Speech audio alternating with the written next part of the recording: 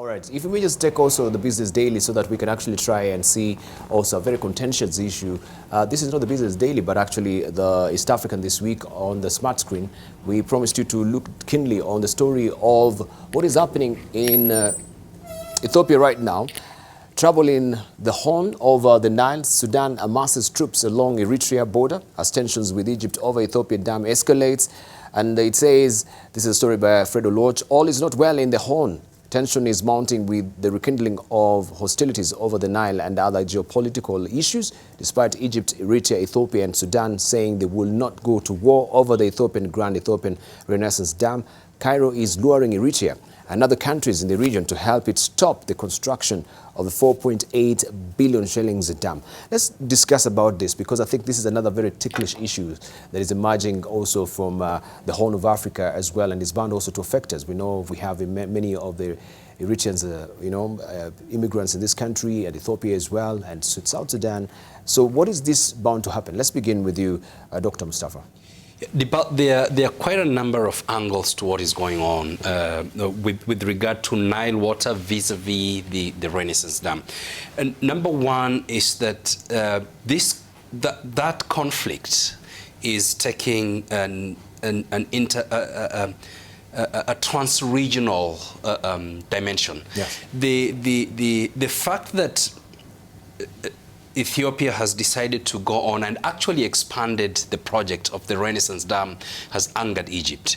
Now, what has happened here with the recent spat between Saudi Arabia and Qatar is that Qatar now has pledged much more money to fund the Renaissance Dam. And Qatar is doing so because it wants to get back at Egypt. Egypt is allied with the Saudi-UAE axis in the Gulf crisis that has put Qatar on a very tight spot.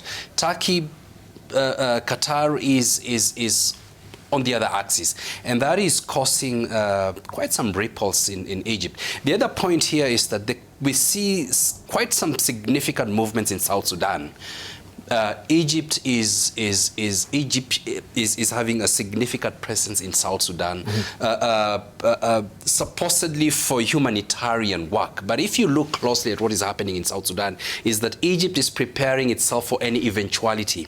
Should the project go on, of the Renaissance Dam proceed, and then reduces the water that Egypt takes up downstream eventually. And of course, Egypt and Ethiopia say they will never go to war on the Nile, but proxy wars could as well erupt between Ethiopia at the behest of Egypt when it supports Eritrea to actually attack Ethiopia. And South Sudan could be another pawn in the game in that. North Sudan is really working closely with Ethiopia on this issue in order to try and avert any kind of a trouble for Ethiopia. So do we have any military deployed from Egypt to right now Ethiopia? No. At the borders? Yeah. No. Not yet. What you have is the easiest for Egypt to do will be to bomb the Renaissance Dam, or to sponsor proxy or non-state actors to carry out terrorist operations, and this happens, in many places. What is happening is that, well, Egypt has many hydrologists in Egypt, in Nairobi. If you look closely at the Egyptian configuration of the diplomatic missions, it has a whole defense attaché, even separate, with its own installation in Ethiopia, in Kenya, and many other places. And Egypt's Egypt depends on River Nile solely for its existence, actually, literally. And Egypt has said that if that water is going to be interrupted, forget about this, talks that Egypt and Ethiopia will not go to war. That's a public statement. Egypt's policy is, if that water is going to be interrupted to an extent that is going to affect life in Egypt, Egypt is prepared officially to go to war.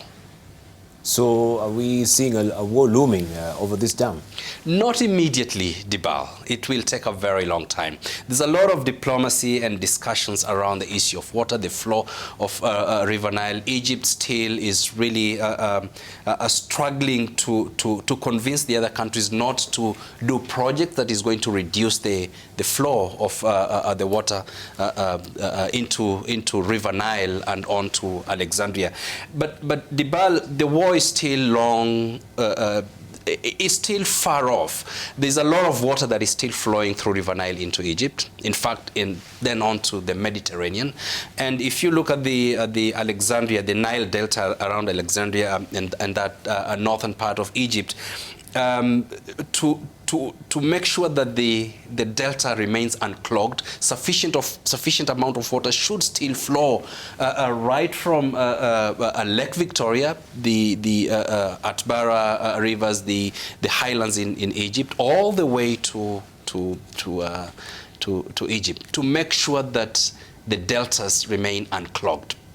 If the reduction is so much, then the delta is going to be clogged up, and then the agriculture is going to be affected. There'll be very much reduced water sources for 18 million people living in Cairo alone, together with many other Egyptians along the Nile Valley. And that is going to be a disaster for Egypt. All right, let's hear from Dr. Haneja. Debarl, the current crisis is actually a symptom of some certain underlying issues that surround the River Nile. And, I look at it from three dimensions. The first part is historical.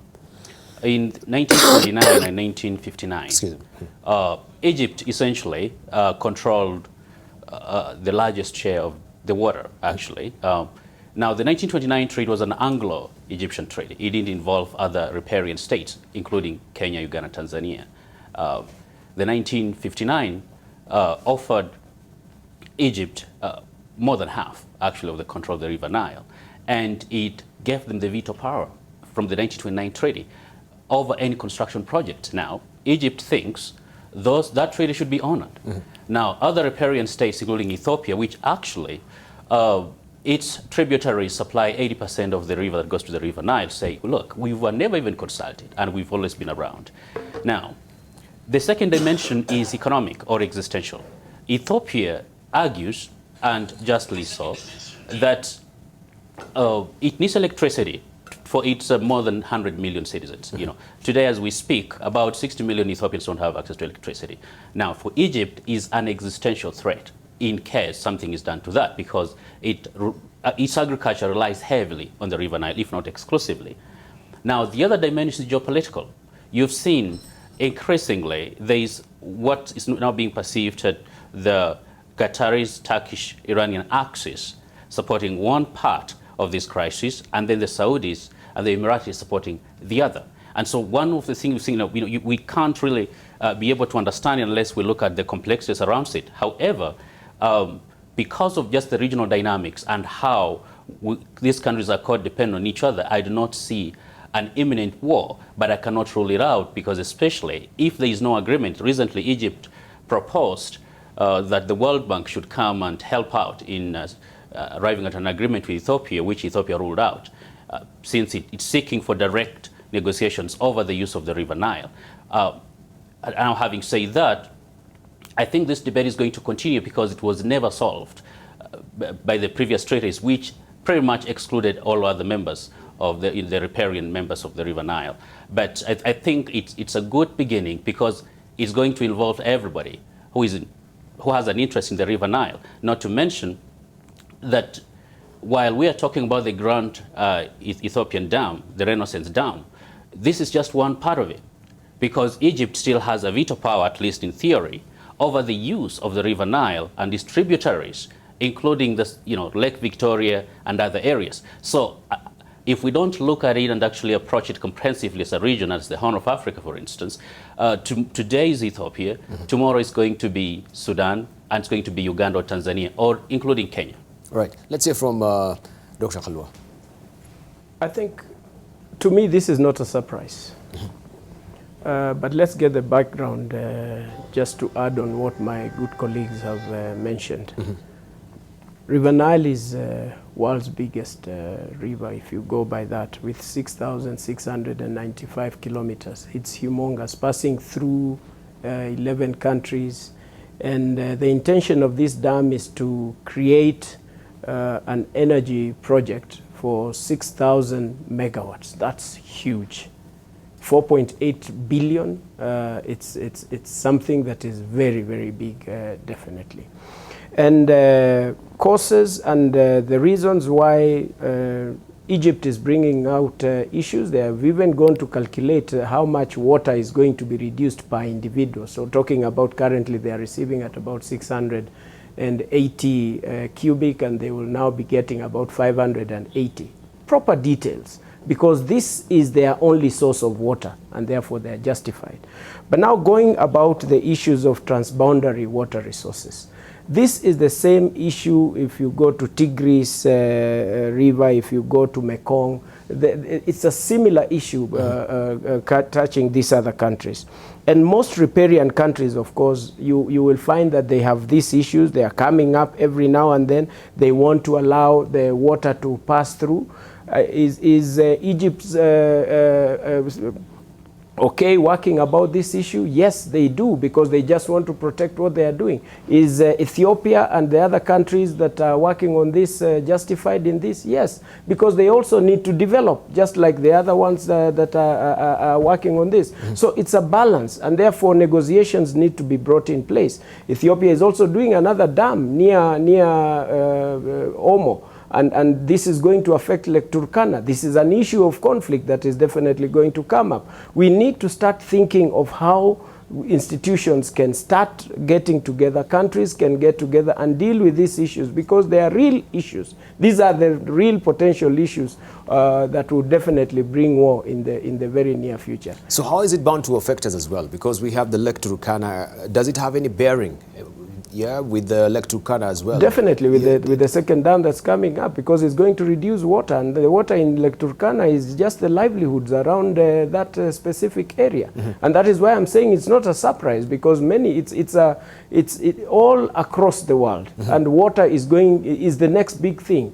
And the more we understand, that's why I would be so passionate about conserving the water towers. And that is why even the president would have it twice in his speech to say that his efforts is going to ensure that water towers are conserved, because therein comes out the industrialization that we want to get to deal with. Therein comes the issue of food security. Therein comes in the issue of employment. And therefore we must be able to protect and understand these issues are not just out there. They are just beckoning, and soon they will be home. Right. In closing on that, let's hear from Naomi Damba.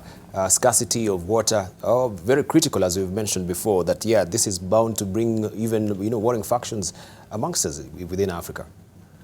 Debarl, the AU and the African countries together must be serious about coming up with a treaty that will take into consideration the current and the long-term interest of the Lake region, the current and the long-term interest of Egypt.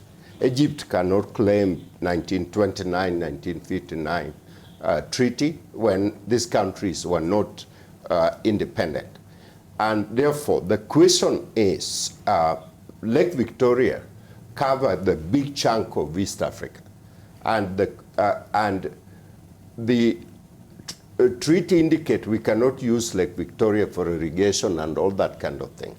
Will Kenya continue to accept that? And so does Tanzania, does Rwanda and all Burundi and all the surrounding country. This is unacceptable. That's first reaction. The second reaction is to try to keep the Middle Eastern axis interest in this fight, because this is the most dangerous development that there is. The Turkey's Qatar axis, the Saudi Arabia and Egypt axis, this will accelerate moving toward the war much sooner than we can expect.